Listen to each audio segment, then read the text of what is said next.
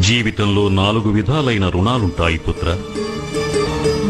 వాటిని తీర్చుకోవటం ప్రతి వ్యక్తికి అనివార్యం. పితృణం. తల్లిదండ్రులు తమ యావత్ జీవితాన్ని తమ సంతానాన్ని పెంచి పోషించడం కోసం అంకితం చేస్తారు, కష్టాలు పడతారు.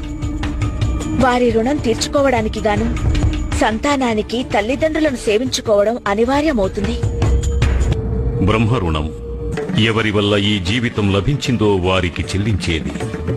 ఈ రుణాన్ని తీర్చుకోవటం కోసం కోరేది ఒక్కటే. ఎవరైతే ఇంతటి పవిత్ర రూపంలో ఆత్మకు జీవితమిచ్చారు, అదే పవిత్ర రూపంలో తిరిగి వారి చెంతకి చేరటం.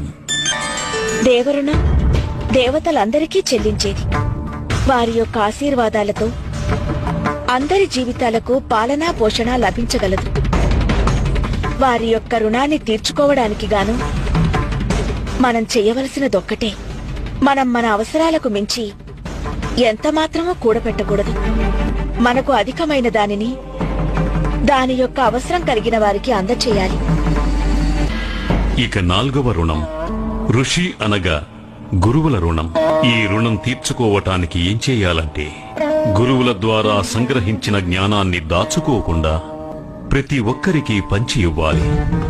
జ్ఞానాన్ని వృద్ధిపరచాలి.